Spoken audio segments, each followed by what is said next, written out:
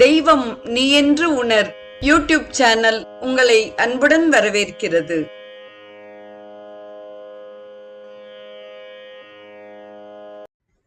அன்பு உள்ளங்கள் அனைவருக்கும் ஒளிமயமான உற்சாகமான காலை வணக்கம். செங்கதிர் தேவன் சிறந்த ஒளியினை தேர்கின்றோம், அவன் எங்கள் அறிவினை தூண்டி நடத்துக என்ற ஆதவ பிரார்த்தனையுடன் இன்றைய நிகழ்வு உதயமாகிறது. இன்றைய ஸ்ரீ சௌரம் நிகழ்வில் சுந்தரகாண்டத்தில் மலையிலே நிகழ்ந்த மாயம் குறித்து நாம் சிந்திக்க இருக்கிறோம். ஹனுமானை கண்டதும் வானர வீரர்கள் சந்தோஷத்தோடு அவரை சூழ்ந்து கொண்டனர். முதலில் அவர் யுவராஜன் அங்கதனை வணங்கினார். பின்னர் ஜாம்பவானை நமஸ்கரித்தார். கற்பின் அழகை இலங்கையில் கண்டேன், உங்களுக்கு மங்களம் உண்டாகும்படி ஆசிர்வதித்தாள் என்றார் மாருதி. ஜானகி கிடைத்து விட்டாளா? ராவணன் அவளை எங்கு பதுக்கி வைத்திருந்தான் என்று பரபரப்போடு கேட்டனர். மாருதி தாம் அங்கிருந்து புறப்பட்டது முதல் அதுவரை நடைபெற்ற நிகழ்ச்சிகளை விவரித்தார். தேவியை ராவணன் கொடுமை நிறைந்த வார்த்தைகளால் துடிக்கச் செய்ததை அவர் கூறும் பொழுது வானர வீரர்கள் சீறி எழுந்தனர். 10 தலைகளில் ஒரு தலையை கிள்ளி எடுத்து வந்திருக்க கூடாதா என்று ஆத்திரப்பட்டனர். தன்னுடைய நாயகனையே நினைந்து நினைந்து உடல் கருக சுகத்தை நாடாது சிறையிருக்கும் செல்வியை வர்ணித்த போது அவர்கள் நெஞ்சம் நெகிழ்ந்து கண்ணீர் விட்டனர். அவருடைய தேகத்திலே நிறைந்திருந்த புண்களை தடவி பார்த்து அவரை பாராட்டினர். அன்று தங்கி இளைப்பாரி மறுநாள் கிஷ்கிந்தை புறப்படுவதாக தீர்மானித்தனர். வானர வீரர்கள் திரும்ப திரும்ப மாருதியிடம் இலங்கை சம்பவங்களை கேட்டுக்கொண்டிருந்தனர்.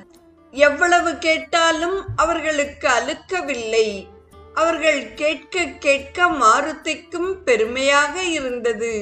அவரல்லவோ இலங்கை சென்று ஜானகியை கண்டு வந்திருக்கிறார். மாலையில் சற்று நேரம் தனிமையாக இருந்தால் மனதிற்கு உற்சாகம் இருக்குமென்று அவர்களை விட்டு வெளியேறி மந்தர பர்வதத்திலே சஞ்சரித்துக் கொண்டிருந்தார் மாருதி. அப்போது அவருக்கு சிறுநீர் கழிக்கும்படியான அவசரம் ஏற்பட்டது.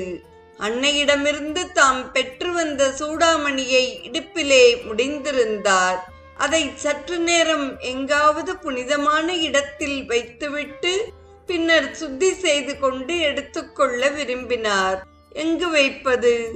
சுற்றும் முற்றும் பார்க்கையில் அங்கு ஒரு முனிவர் அமர்ந்திருப்பது தெரிய வந்தது. அவரிடம் கொடுத்துவிட்டு போய் காரியங்களை முடித்துக்கொண்டு திரும்பி வந்து வாங்கிக் கொள்ளலாம் என்று நினைத்தார். பின்னர் முனிவர் அருகில் சென்று சுவாமி என்று கூப்பிட்டார். என்னப்பா, என்ன வேண்டும் என்று கேட்டார் முனிவர். சுவாமி, இந்த பொருள் பரிசுத்தமானதாகும். நான் பக்கத்தில் உள்ள ஓடைக்கு சென்று நீராடி திரும்பி வரும் வரை இதை புனித இடத்தில் வைத்திருக்க வேண்டும் என்று நினைத்த போது தங்களை கண்டேன். எம்பெருமானிடம் எப்போதும் மனத்தை செலுத்தி வரும் தங்களிடம் அதை ஒப்படைத்து செல்வதே உத்தமம் என்று வந்தேன். நான் திரும்பும் வரை இந்த பொருள் தங்களிடம் இருக்கட்டும் என்று சூடாமணியை பணிவுடன் நீட்டினார்.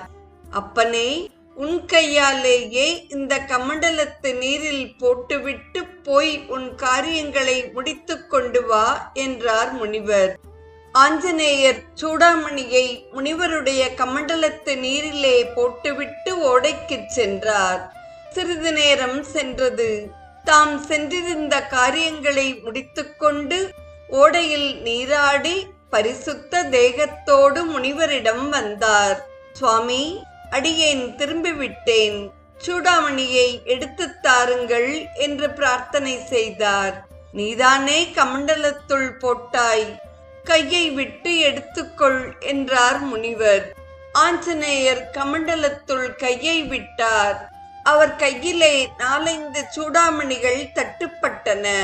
திடுக்கிட்டு வெளியில் எடுத்து பார்த்தார். அவருக்கு ஒன்றும் புரியவில்லை. சூடாமணிகள் அனைத்தும் ஒரே மாதிரியாக இருக்க கண்டார். கொஞ்சம் கூட வித்தியாசம் காண முடியவில்லை. அவற்றுள் அவர் ஜானகியிடமிருந்து பெற்று வந்த சூடாமணி எது என்பதை அவரால் நிர்ணயிக்க முடியவில்லை. மாருதிக்கு விதிர்விதிர்த்து போய்விட்டது. இதென்ன சோதனை என்று தவித்தார். உண்மையான பொருளை விட்டுவிட்டு மாற்று பொருளை எடுத்து சென்று இதுதான் ஜானகி கொடுத்தது என்று ராகவனிடம் கொடுத்தால் அதைவிட பெரிய அபச்சாரம் எது? கண்கள் நீரை கொட்டின. முனிவரை நமஸ்கரித்தார். சுவாமி, தங்களிடம் நான் கொடுத்து சென்றதோ ஒரே ஒரு சூடாமணி. இங்கேயோ 5 சூடாமணிகள் இருக்கின்றன. ஒன்றுக்கு ஒன்று வித்தியாசம் காண முடியவில்லை. நான் கொடுத்து சென்ற சூடாமணி எது என்பதை காட்ட வேண்டும் என்று பிரார்த்தனை செய்தார். முனிவரோ சிரித்தார். அப்பனே, உன் வார்த்தை வேடிக்கையாக இருக்கிறதே. உன் பொருளை நான் கையால் தொடவும் இல்லை. உனக்கல்லவோ நீ வைத்திருந்த பொருளின் அடையாளம் தெரியும் என்றார். சுவாமி, அந்த ஆபரணத்தை நான் இதற்கு முன்பு பார்த்ததில்லை. ஸ்ரீ ராமச்சந்திர பிரபுவின் காரியமாக இலங்கைக்கு சென்றேன். அங்கு அரக்கன் ராவணனால் பிரபுவின் மனைவி ஜானகி சிறை வைக்கப்பட்டிருக்கிறாள். தன் நாயகனுக்கு தேவி அந்த சூடாமணியை கொடுத்து அடையாளமாக காட்டும்படி சொல்லியிருந்தாள். முனிவர் குறுக்கிட்டார். என்ன, நீ இலங்கைக்கு சென்று ஜானகியை கண்டு வந்தாயா? உன்னை போல் சில குரங்குகள் ஒவ்வொன்றும் தான் இலங்கை சென்றதாகவும் அவளிடமிருந்து சூடாமணி பெற்று வந்ததாகவும் கூறி கொடுத்துவிட்டு சென்றிருக்கின்றனவே என்று கூறினார். கூர்ந்த மதிப்படைத்த மாருதி ஒரு க்ஷணத்தில் விஷயத்தை புரிந்து கொண்டார். அவர் மேனி நடுங்கியது. கண்களில் இருந்து நீர் பெருகியது. கைகளில் வைத்திருந்த சூடாமணிகள் 5ஐயும் கண்களிலே ஒற்றிக்கொண்டார். வானர வீரர்கள் லங்கா விஜயத்தை பற்றி கூறுமாறு திரும்ப திரும்ப அவரை வற்புறுத்திய போது அவர் மனத்தில் பெருமை நிறைந்து அந்த கூட்டத்தில் அத்தனை பேருக்கு நடுவே தாம் ஒருவரே லங்கை சென்று தேவியை காணும் சக்தி படைத்திருந்தோம் என்ற எண்ணம் எழுந்தது. கணநேரம்தான் அந்த எண்ணம் அவர் மனதில் நின்றது. அதை அவர் மறந்துவிட்டார். ஆனால் பரந்தாமன் அதை மறக்கவில்லை. அவ்வாறு ஓர் எண்ணம் மனத்திலே தோன்றுவதனால் ஆணவம் மிகுந்துவிடும் என்பதை அவருக்கு உணர்த்தவே இந்த நாடகம் ஆடினாரோ? கண்களை மூடிக்கொண்டு ஸ்ரீராமனை தியானித்தார். பிரபோ, கருணாசாகரா, அடியேன் செய்தது அபச்சாரமே. தங்கள் திருவுருவை அல்லும் பகலும் தியானித்து வரும் இந்த உள்ளத்தில் அம்மாதிரி ஓர் எண்ணம் தோன்றவே கூடாதன்றோ? ரகுநந்தனா, என் குற்றத்தை உணர்ந்து அதற்காக தங்களிடம் மன்னிப்பு கோருகிறேன். தசரத குமாரா, என்னை தண்டித்தது போதும். அடியேனுக்கு அருள் புரிய வேண்டும். ஹே ராமா என்று அலறினார். கையிலே வைத்திருந்த பொருள்களின் கனம் குறைவது போன்ற உணர்வு ஏற்படவே கண்களை திறந்தார். என்ன ஆச்சரியம்! அவர் கையிலே ஒரே ஒரு சூடாமணி மட்டுமே இருந்தது. எதிரில் இருந்த முனிவரையும் காணவில்லை. மெய்சிலிர்க்க மாருதி கிஷ்கிந்தை இருந்த திக்கை நோக்கி நெடுஞ்சான் கிடையாக விழுந்து ராமனை நமஸ்கரித்தார். நாளைய நிகழ்வில் மதுவனத்தில் மகிழ்ச்சி கூத்து குறித்து நாம் சிந்திப்போம். இன்றைய ஸ்ரீ சௌரம் நிகழ்வில் சுந்தர காண்டத்தில் மலையிலே நிகழ்ந்த மாயம் குறித்து நாம் பகிர்ந்த செய்தியையெல்லாம் செவிமடுத்த அத்துணை நல்ல உள்ளங்களுக்கும் நெஞ்சார்ந்த நன்றி.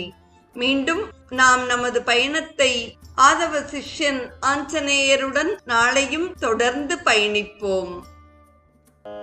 தெய்வம் நீ என்று உணர் யூடியூப் சேனலை கேட்டு மகிழ்ந்த நீங்கள் உங்கள் நட்பு வட்டத்திற்கும் பகிர்ந்து தொடர்ந்து உங்களது நல்ல ஆதரவினை சப்ஸ்கிரைப் செய்து வழங்குமாறு அன்புடன் வேண்டுவது உங்கள் அன்பின் விசாலம்.